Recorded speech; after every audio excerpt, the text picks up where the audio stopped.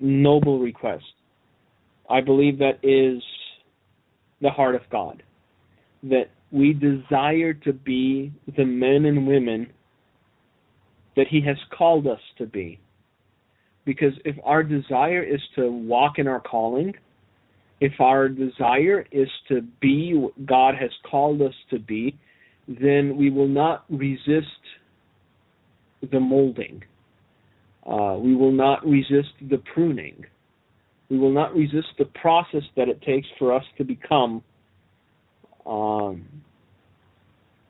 mature and to walk in our calling. So, Jerry, you are in my prayers, and those that are listening, that are prayer warriors, those that are listening, that spend a lot of time on their knees in prayer, will be praying for you as well. And then I got a question.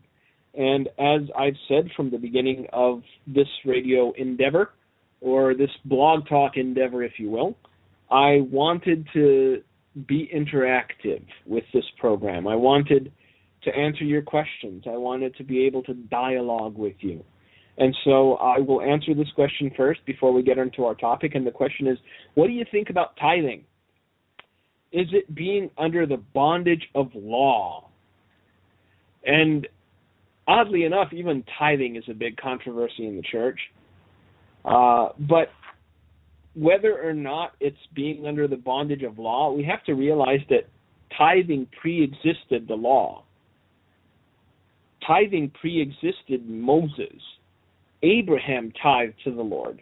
And so the notion of tithing wasn't rooted in law. It wasn't rooted in the Mosaic writings. It pre-existed Moses. Do I believe we should give to the work of God? Most definitively. Do I believe it should be 10%?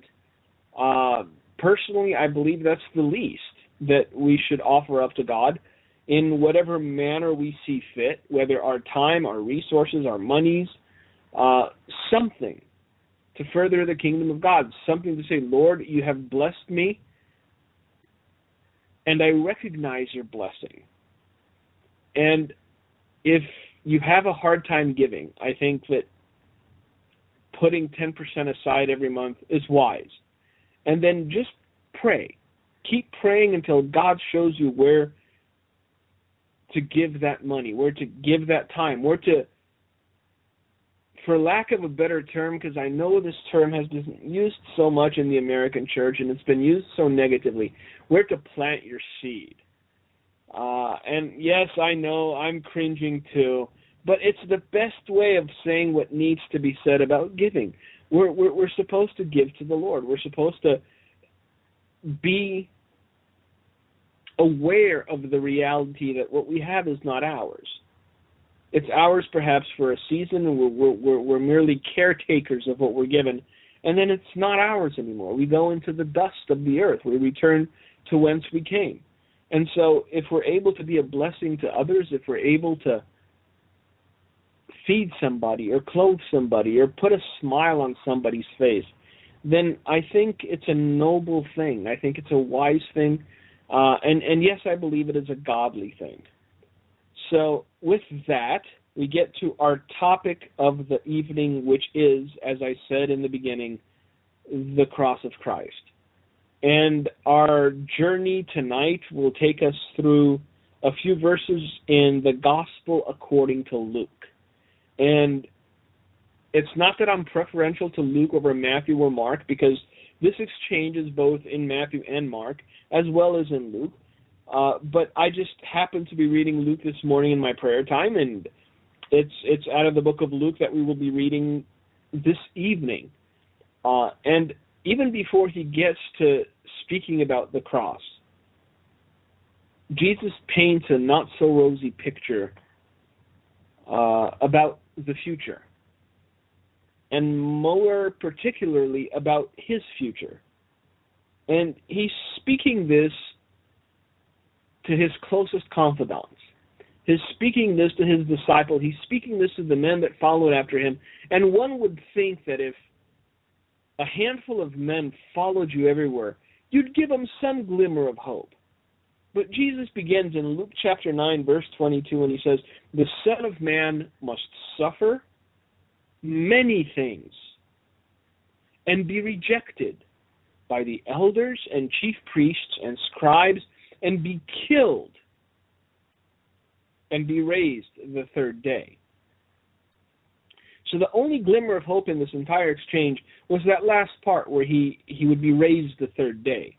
But by that time, I don't know if any of them heard what Jesus was saying, because this was as honest gets. There was no promise of a pension. There was no promise of a retirement plan. There was no talk of building a ministry, no talk of buying a jet. Jesus spoke of suffering. He spoke of suffering many things. He spoke about being rejected and even about being killed. And right on the heels of that, inhale, exhale, continue. Right on the heels of that, there was no break, there was no pause, there was no detour in conversation. Jesus simply continues his soliloquy, he continues his speech, and he addresses those who are listening to him, and he begins and he says, "Then he said to them all, if anyone desires to come after me, let him deny himself and take up his cross daily and follow after me. For whoever desires to save his life will lose it. But whoever loses his life for my sake will save it. For what advantage is it to a man if he gains the whole world and is himself destroyed or lost? For whoever is ashamed of me and my words, of him the Son of Man will be ashamed when he comes in his glory and in his Father's and of the holy angels." So tonight we're going to break down this passage. We're going to go through it and see what the Lord would have us learn from it, because it's a very, very heavy passage. It's a very important passage, and it's a passage that is very rarely preached within the church today. Because let's face it, nobody wants to hear about the cross. Nobody wants to hear about denying themselves. We all want to hear about having more self-esteem. We all want to hear about being better people, paying it forward, buying somebody a cup of coffee in front of us in line. But as far as picking up our crosses and denying ourselves, these are taboo things in the church. And that should be reason for concern for any true believer. Because it all begins with desire. If anyone desires to come after me, if anyone desires to come after me. Jesus didn't say, if anyone desires to redefine me. Jesus didn't say, if anyone desires to dictate terms to me. Jesus didn't say, if anyone desires to reinvent me in their image or understanding. Jesus didn't say, if anyone desires to cast doubt as to my lordship. Jesus didn't say, if anyone desires to have a conversation about me. Jesus didn't say, if anyone desires to make me more palatable to those in the darkness. Jesus didn't say, if anyone desires to rebrand me. Jesus didn't say, if anyone desires to profit off me. Jesus said, if anyone desires to come after me. First, one must desire to come after him, to follow him, to obey him, to serve him, to honor him, to worship him. If that desire is not present, if someone does not desire to come after Jesus, but thinks that they will gain something from him by feigning to come after him, or if they think that by pretending to come after Jesus, they get fire insurance as a signing bonus, then there's no point in continuing to read this passage. There is no point in reading the words of Jesus any further. If your singular desire is not to come after him, you are not the individual Jesus was talking to in these verses. I'm going to say that again, and I know that it hurts, but you know what? We need to get honest. We need to get honest with God's requirements of us and stop telling people it's so easy. Even a caveman can do it. All you got to do is wave a hand. And even if you don't wave a hand, just nod your head. If your singular desire is not to come after Jesus, you are not the individual Jesus was talking to in these verses. If anyone desires to come after me, let him deny himself. That's the number one thing. That's the first thing. That is the genesis, if you will, of your reconciliation with God. If you desire to come after him, deny yourself. That's right. You don't get to do the things the flesh wants you to do anymore. You deny yourself.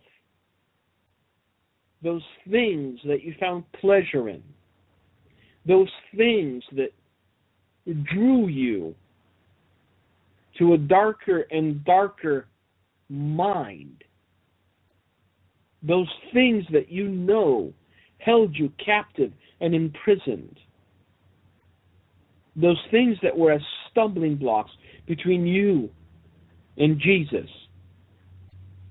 You deny yourself, you remove them. And once you've denied yourself, you take up your cross. See, when we take up our cross, it signifies our willingness to sacrifice our all for Jesus.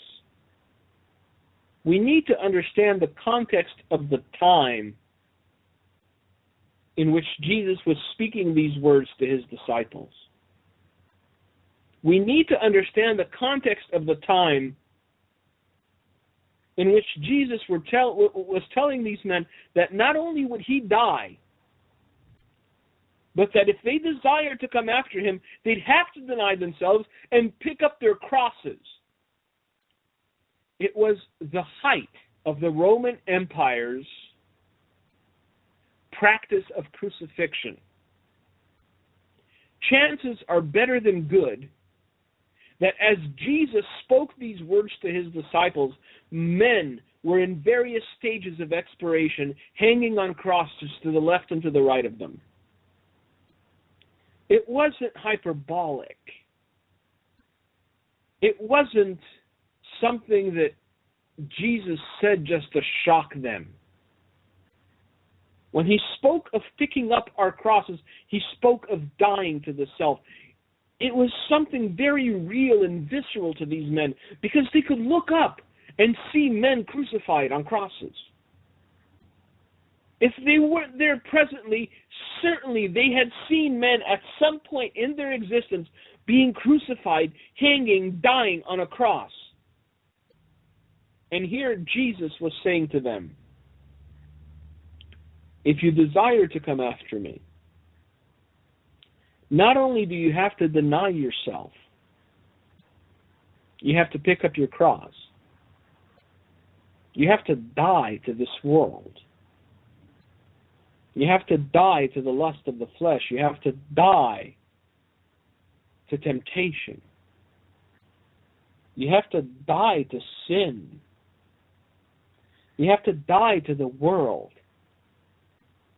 And you have to follow after me. And Jesus again continues and he says, for whoever desires to save his life will lose it. So the following sentence after Jesus says, take up your cross daily and follow after me, he clarifies and makes very clear and plain that he was talking about life and death issues. He didn't say, let him who desires to come after me deny himself, take up his cross daily, follow after me. Ha ha, LOL, just joking. He said, for whoever desires to save his life will lose it.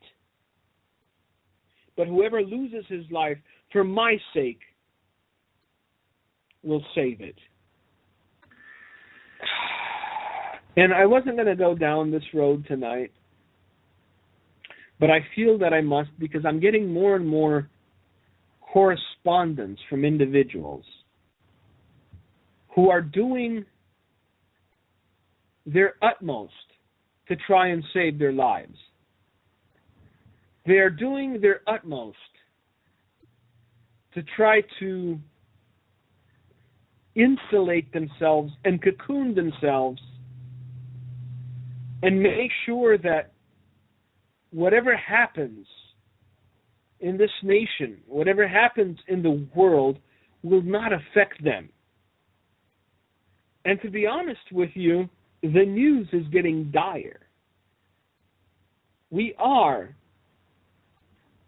by all accounts, beginning to see the cracks in the wall.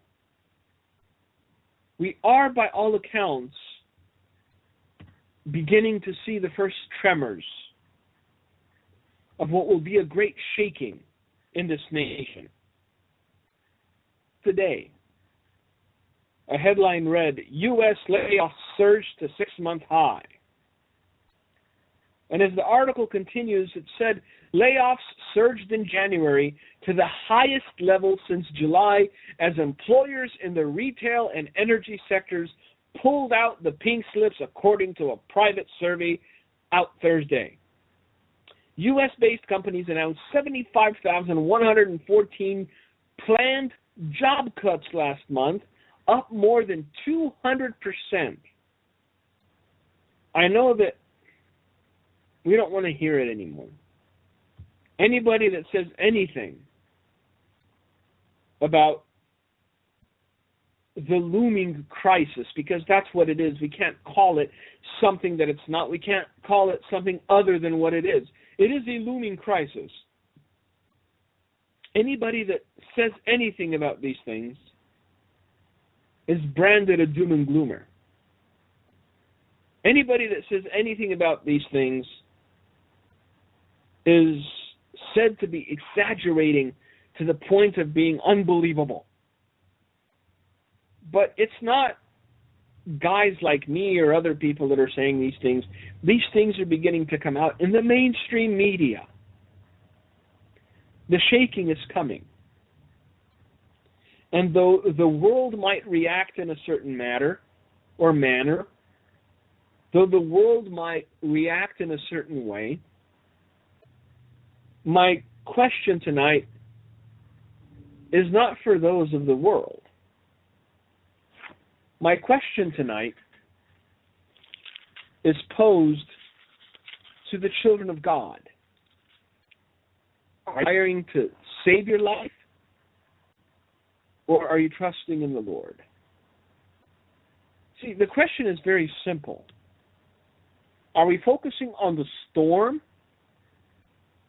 or on the fact that Jesus is holding our hand through the storm? We need to understand as children of God that the world doesn't have a choice in the matter, but we do. So my question to you tonight is, are you focusing on the storm, Or as a child of God, are you focusing on the fact that Jesus is holding your hand through it? See, those of the world wish they had somebody to hold their hand, and they don't. But the children of God do. It's easy to focus on the storm with everything that's going on around us.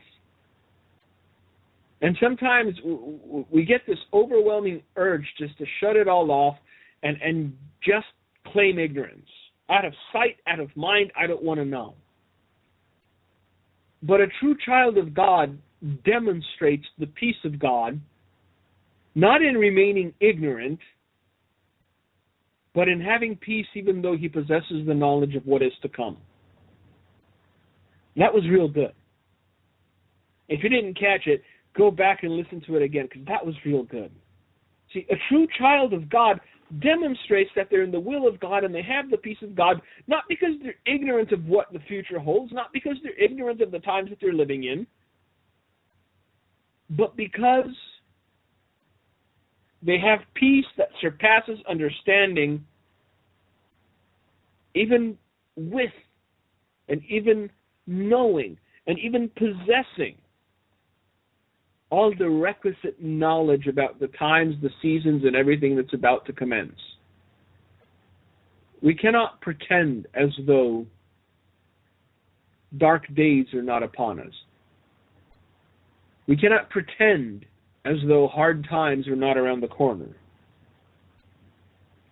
We cannot pretend as though we will not be called upon to suffer for the cause of Christ. So tonight we must look within our hearts and decide whether or not we are truly ready to deny ourselves and take up our crosses and follow after Jesus. Do we truly desire to come after him? That is the question that we must ask ourselves. And that is also the question that we must answer for ourselves. No one can do it for you. No one can do it for me. I have to look in the mirror of the Word. I have to look at the lives that those that came before me lived. I have to look at the sacrifices that they've made.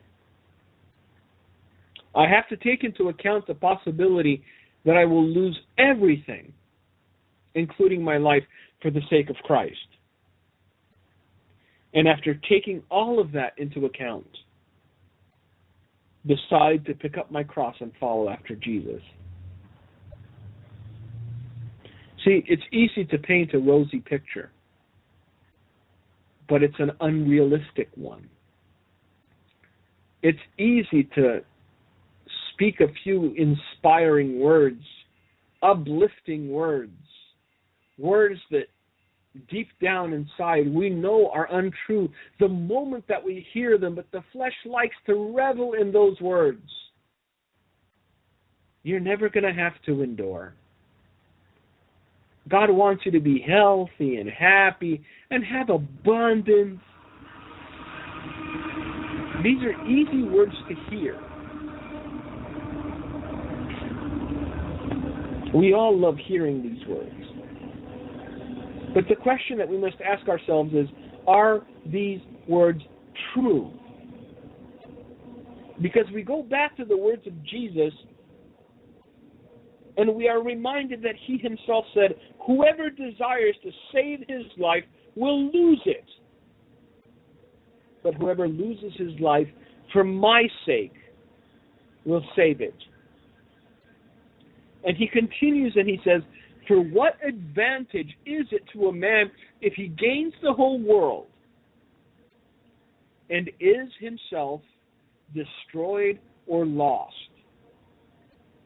For whoever is ashamed of me and my words, of him, the Son of Man, will be ashamed when he comes in his own glory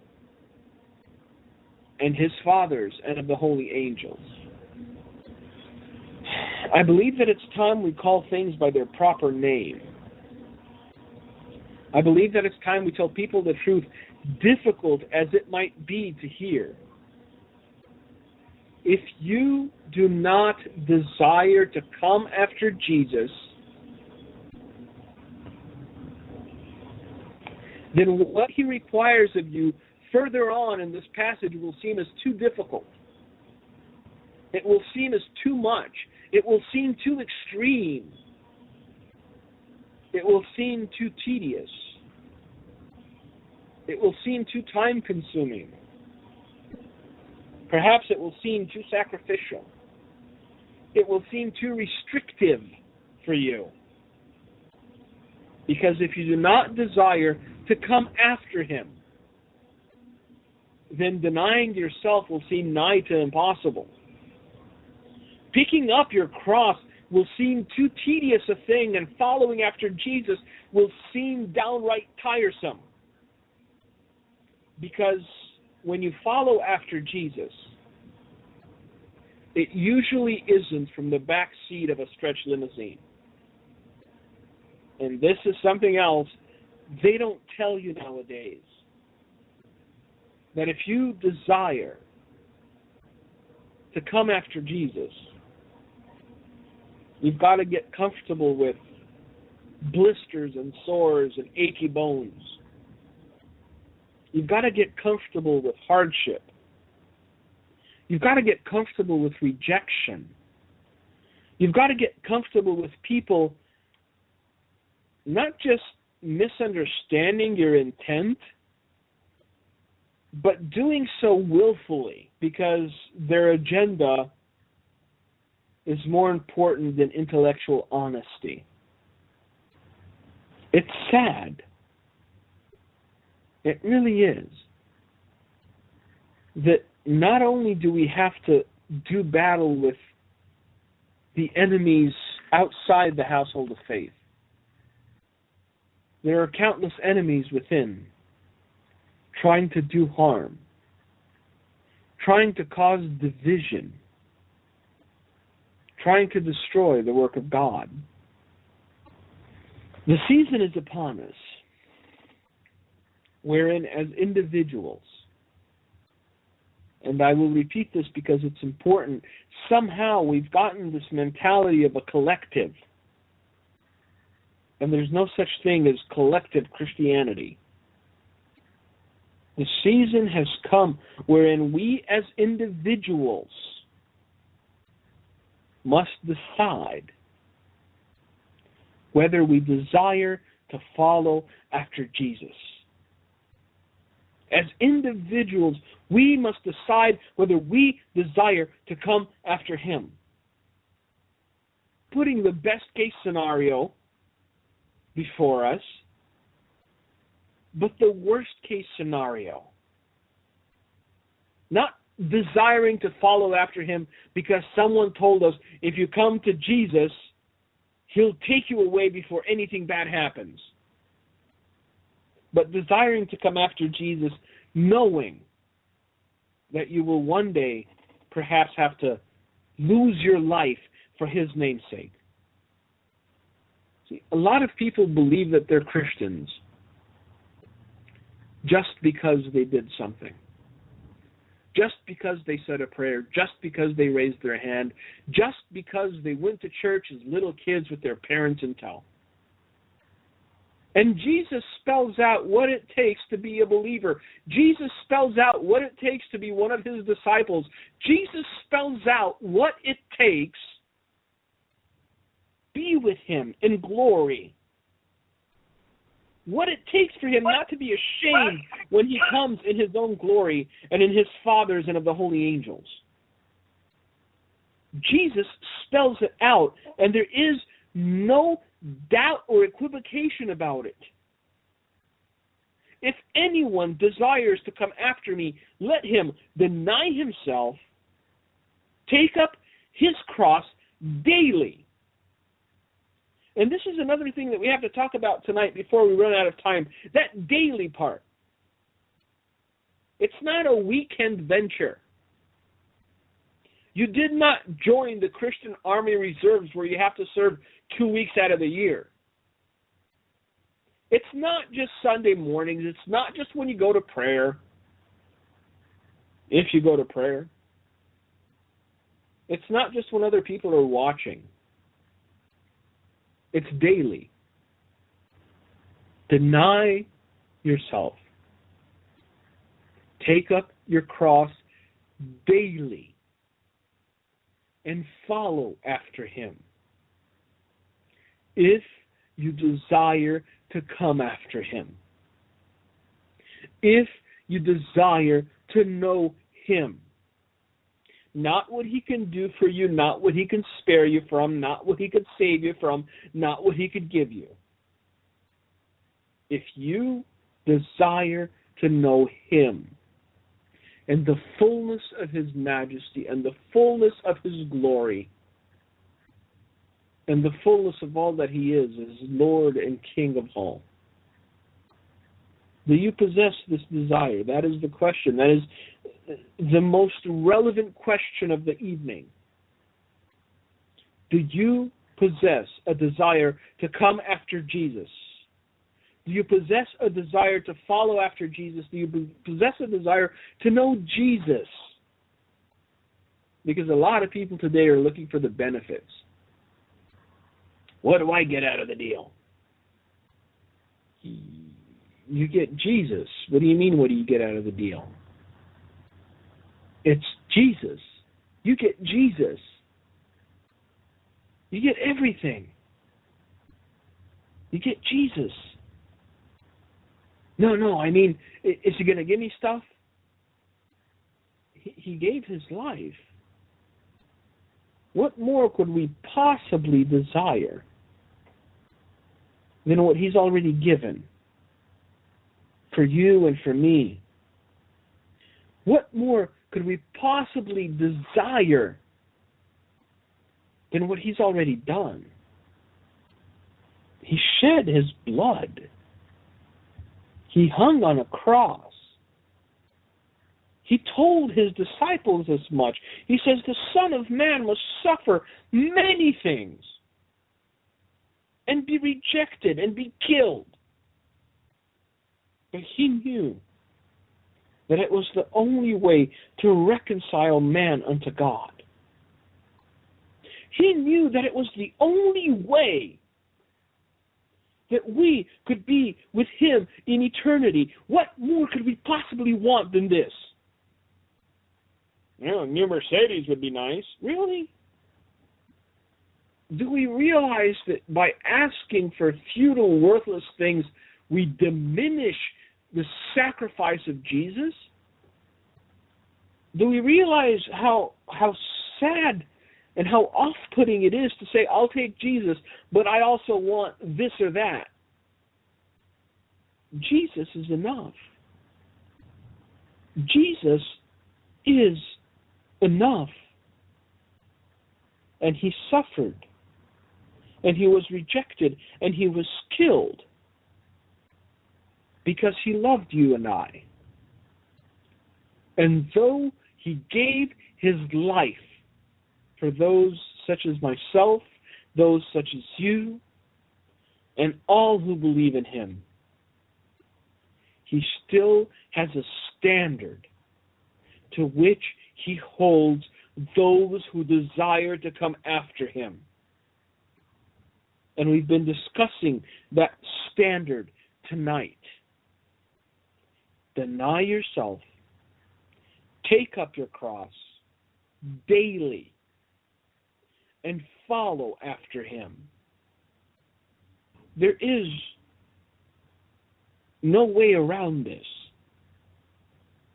I don't care what church you go to. I don't care what denomination you belong to. If anybody tells you there's a way around this, they're lying. They are deceived. These are the words of Jesus. They're not some denominational edicts that somebody put out 20 years ago. They're not some denominational edicts somebody put out last week. These are the words of Jesus. And he says, hey, if you want to follow me, if your desire is to come after me, this is what you need to do. I don't care who's whispering in your ear. Well, that seems a little much, don't you think?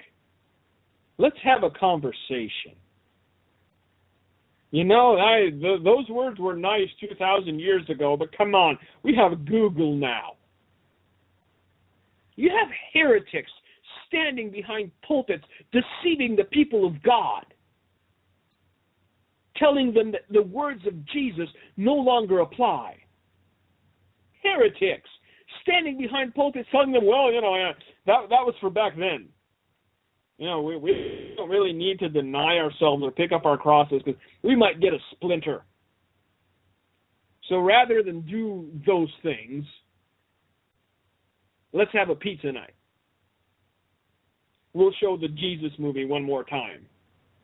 We'll go home all convicted and write a big check in the morning. I'm going to keep repeating this because it's the only thing of any import.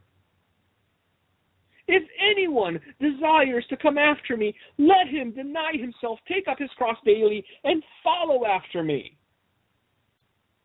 Without reservation, without a special clause, without the promise of being rescued from tribulation,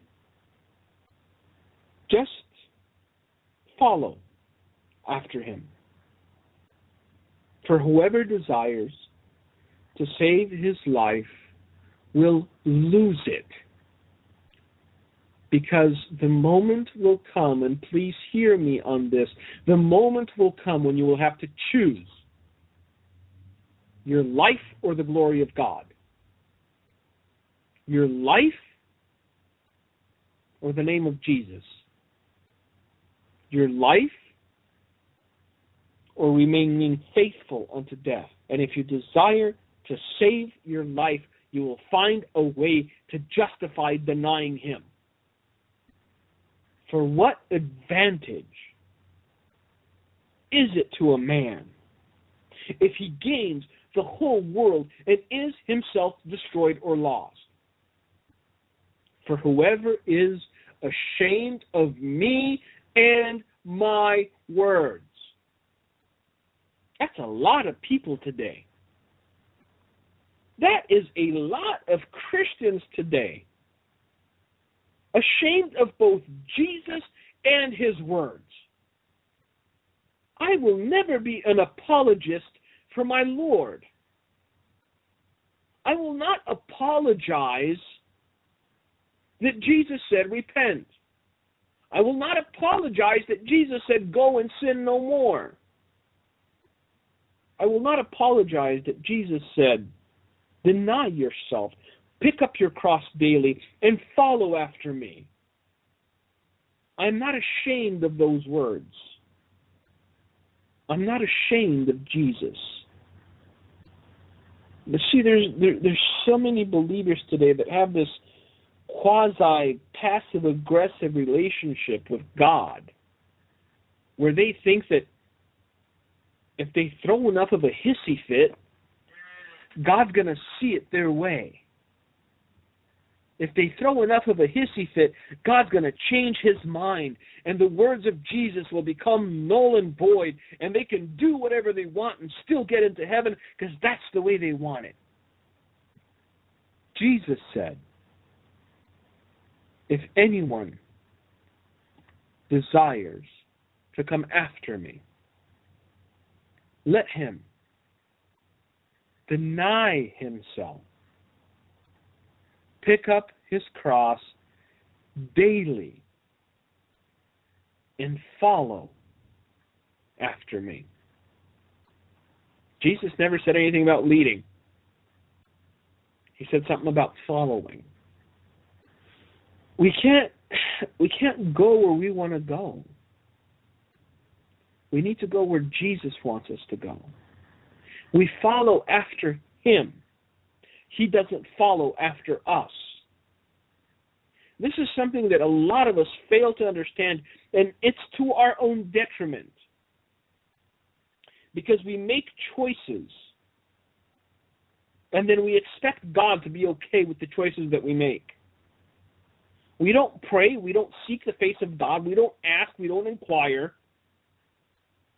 We just do. And then we live with the expectation that God's going to be fine and dandy with it. You're either following or not.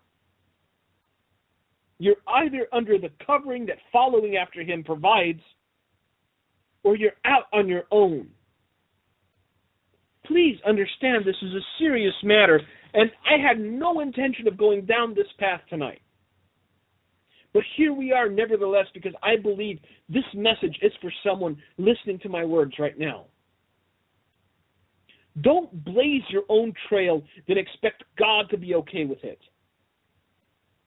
Humble yourself in the sight of the Lord. Come before Him with any decision that you need to make, and make sure that He's okay with it first. Pray about it. And if He doesn't answer you today, guess what? Pray tomorrow too. And if He doesn't answer you tomorrow, pray the next day. Keep praying until He answers you, because His silence is an answer in and of itself. God doesn't need to say no. He just needs to say nothing. And you should get the message. But we are so stiff-necked. We are so proud, and this pride is eating away at our faithfulness and our obedience. And we keep pushing back on the will of God, thinking that it's without repercussion. We keep pushing back on the will of God, thinking that He'll finally give if we push hard enough. He won't. Believe me when I tell you that you will break before God does. Believe me when I tell you that God is not impressed by our hissy fits. God is not impressed by our acting out. God is not impressed by our temper tantrums. When you stand before Him on that day of days, He will simply point to the words that He spoke, and He will say, I made it plain enough.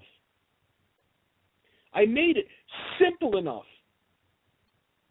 If anyone desires to come after me, let him deny himself and take up his cross daily and follow after me.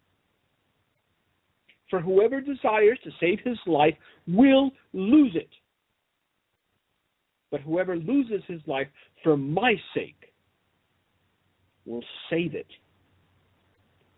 For what advantage is it to a man if he gains the whole world?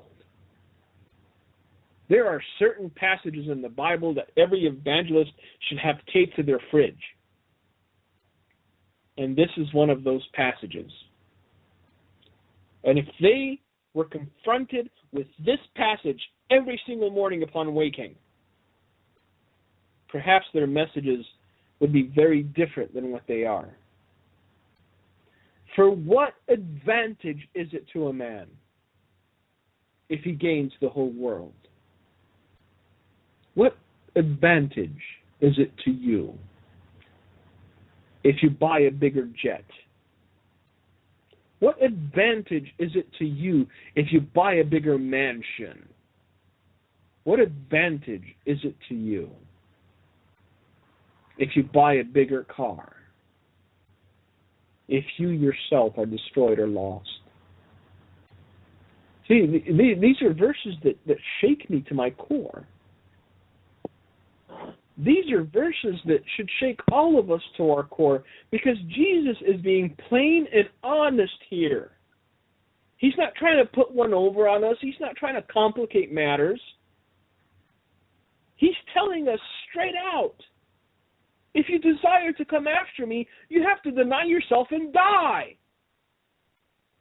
You have to be willing to lay down everything in your life for my sake and just follow after me. And I will tell you this, it's worth it. Every single day, it's worth it. Every sacrifice is worth it. Every hardship is worth it. Everything is worth it for Jesus, whether or not you desire to come after Him. is on you. My duty tonight was to tell you of his expectations. Whether you follow through or not, again, on your shoulders. But what I do know is that my hands are clean before God. For I am not ashamed of Jesus or his words. And because I am not ashamed of Jesus or his words, he will not be ashamed when he comes in his own glory and in his Father's and of the holy angels. That day is fast approaching. Will he find us ready? Or will we still be bumbling about trying to find an easier path when only one path exists? And that was my message for tonight. If Gino, you can hear me, if there are any questions or anything else, we've got about a minute and a half, I guess. So. Hey, Mike. Want to let you know, people really appreciate the program, and I just want them to be aware of the fact that they can hear our recorded broadcast of this on YouTube, and people kind of want to know where they can get the message beyond tonight. You can go to Blog Talk Radio. It'll be archived on there. And then on our website, handofhelp.com. And if you have a question for Mike, go, email lightofTruth@handofhelp.com. We appreciate everyone listening, and again, we'll be on next Thursday, 6 o'clock Central Time to 7 o'clock Central Time with another broadcast. Thank you for listening to today's broadcast, The Light of Truth with Michael Boldea. If you would like to order a copy of today's broadcast, please visit our website at handofhelp.com. If you have questions about our ministry, you can email us at handofhelpoffice@aol.com or simply call us at 920-206-9910. God bless you. They are all leaving.